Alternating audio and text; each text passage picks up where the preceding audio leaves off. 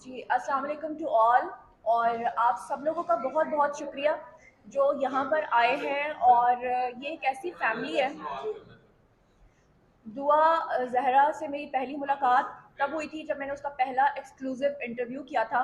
और जब मैं उससे पहली बार ज़िंदगी में मिली थी तो बिल्कुल इसी तरह जैसे अभी आप लोग मेरे लिए अजनबी हैं यहाँ पर।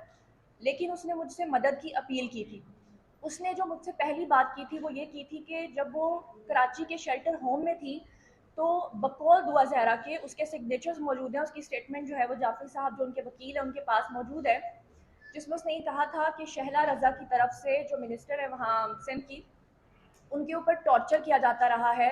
और बकौल दुआ ज़हरा के 3-3 घंटे तक वो उसके पास डेली आकर बैठी थी, क्योंकि हमारा जो मेरा इन्फॉर्मेशन का सोर्स था वो ये था कि शायद वो एक मरतबा आई हैं, लेकिन दुआ ज़हरा के बकौल वो रोज़ाना आती थी और 3-3 घंटे उसके पास बैठती थी और उसको बहुत ही ख़तरनाक किस्म की बातें करती थी, जिसमें से 2 बातें मैं आपको बता देती हूँ। नंबर 1 ये कि अगर तुमने अपनी स्टेटमेंट को ना बदला तो हम लोग इसे लिसानियत की बुनियाद पे और फ़िरका वारियत की बुनियाद पे हम जो है ना इसको लेकर जाएंगे। और दूसरे नंबर पे जो उन्होंने बात की वो ये थी कि वो दुआ ज़हरा को ये कहती थी कि तुम्हारे जो वालिद हैं मेहदी काज़मी, वो पैसा खर्च नहीं कर रहे, इस केस में पैसा मैं खर्च कर रही हूँ। तो मैं ये जानना चाहती हूँ कि वो किस हैसियत से वो पैसा खर्च कर रही थी, और अगर वो मदद की नीयत से या एनजीओ की वजह से कर रही थी तो फिर उनको इसमें न्यूट्रल रहना चाहिए था। और वो खुलेआम जितने भी उनके इंटरनेट के ऊपर भी अगर आप देखेंगे जितने भी इंटरव्यूज मौजूद हैं ब्लॉगर्स को भी, वो यही कहती हैं कि मैं अभी जिंदा हूँ और हर सूरत लड़की को उसके पेरेंट्स के पास भेजूंगी। जबकि दुआ जहरा जो है वो बालिग है, किसी अदालत ने उसको माइनर नहीं कहा और वो अपनी मर्जी से अपने शौहर के साथ रहना चाहती है। मुझसे मेरा जो इस केस में किरदार है वो सिर्फ इतना है कि बीइंग अ मीडिया पर्सन, क्योंकि मेरी एक आवाज़ है, आप लोग मेरी बात सुन सकते हैं। तो वो लड़की जो थी वो मुझसे यही कहती थी कि आप मेरी आवाज़ बने और मेरी आवाज़ जो है वो आगे पहुंचाएं, और अल्हम्दुलिल्लाह आज मैं उसकी आवाज़ आप तक पहुंचा रही हूँ।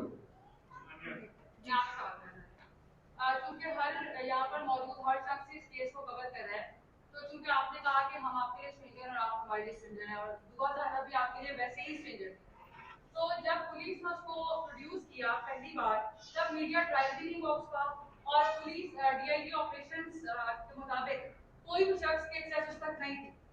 तो आपने कैसे ऐसा मीडिया पर्सन ले ली? बिकॉज मैं 5 साल से रिपोर्टिंग कर रही हूँ, मुझे इस चीज का अंदाजा है कि एक्सेस ऐसे नहीं करूँगी। आपका प्राइमरी सोर्स क्या था? जी ये जो पूछना ये चाहती हैं कि आपकी सक्सेस कैसे हुई? जी मैं आपको बता दूं कि आपके यहाँ पे एक जर्नलिस्ट हैं मियाँ आसिफ साहब। मैं मियाँ आसिफ साहब और कुछ यूट्यूबर्स थे, हमारा सबसे पहले रब्ता हुआ था इन लोगों की फैमिली के साथ, शब्बीर जो ज़हीर के बड़े भाई हैं उनके साथ। हमने सबसे पहले उनका इंटरव्यू किया था। सेकंड टाइम जब हम उनको मिले थे तो उनके तवसुत से फिर हम लोग मिले थे दुआ जहरा को।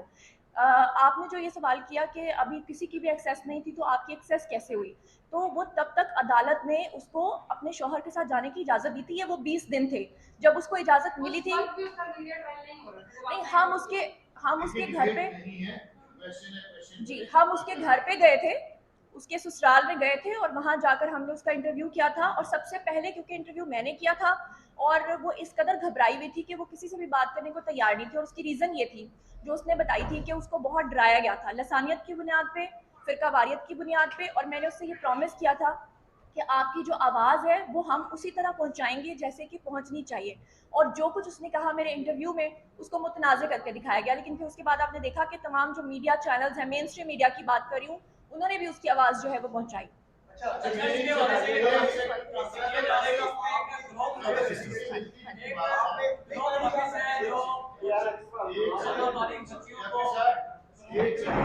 इस पूरे केस के बारे में जो भी सवालों का हम जवाब देंगे, आप एक एक करके पूछें।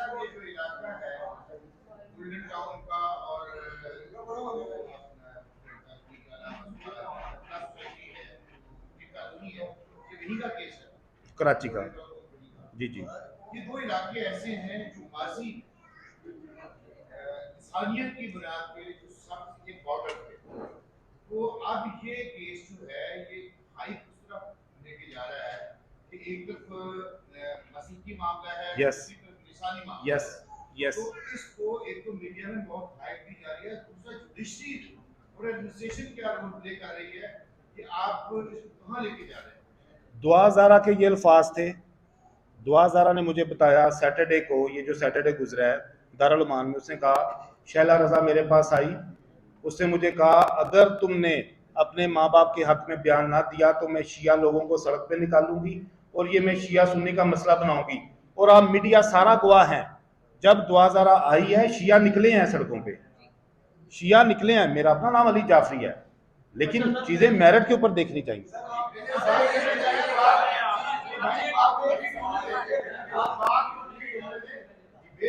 और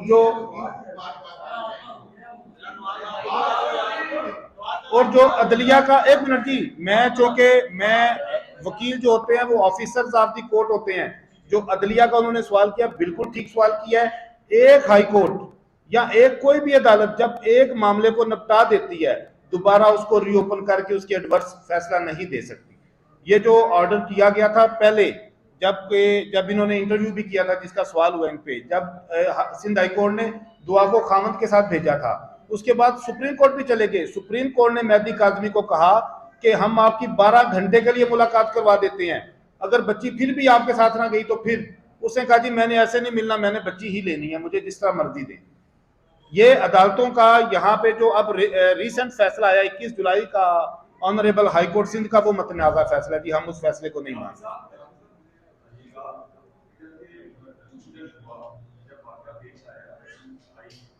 अदालत ने तो उसकी बच्ची के हक में फैसला दिया, अदालत ने उसकी मियां के साथ उसके जाने की इजाजत दे दी, लेकिन जब उसका एक कंट्रोवर्शियल इंटरव्यू हुआ जिसमें कुछ गैर कानूनी बातें की गई, कुछ लोग का ब्रांड भी रखा गया, किसी को बीच में इन्वॉल्व किया गया, उसके नीचे धमकियां रखा गया, इस तरह की खून पटाख हरकतें उसके इंटरव्यू में की गई, क्या आप नहीं समझते कि उसके बाद वो केस जो है वो दोबारा के मंफी में गया?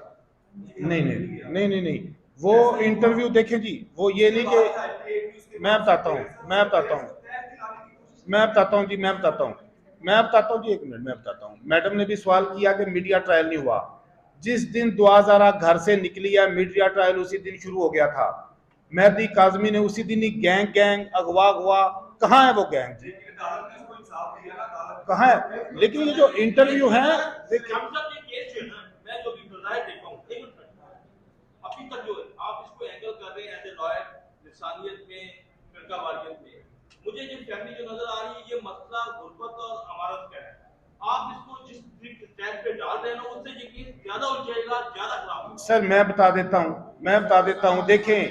देखें बच्ची कोई वहां पे मलीर कैंट के कोई 10 कनाल के बंगले से नहीं आई, 1.5 मरले के 1.25 कमरे के फ्लैट से आई है। मेहदी काज़मी कोई काम नहीं करता, ऑनलाइन क्रिप्टो करेंसी का वो काम करता है, जो कि पाकिस्तान में वैसे इलीगल है। 70,000 रुपये उसकी आमदन है, ये उसकी बेटी के अल्फाज हैं। जहीर का प्लॉट था बैरिया टोल में, जो 26 लाख का उसने बेचा है, किस्तों पे उसे लिया हुआ था, अपना केस लड़ रहा है। उसके भाई का प्लॉट था जो पहले उन्होंने बेचा है, वो उन्होंने अपना केस, अभी भी उनके घर से हम रात को विजिट करके आए हैं। 3 मरले का घर इस वक्त भी इन्होंने डबल स्टोरी रेंट पे लिया हुआ है, जिसमें ऊपर वाला पोर्शन दुआ को दिया हुआ था। अपने पेरेंट्स से ज्यादा इन्होंने उसको खुश और आजाद रखा है। ये चीजें बिल्कुल अपनी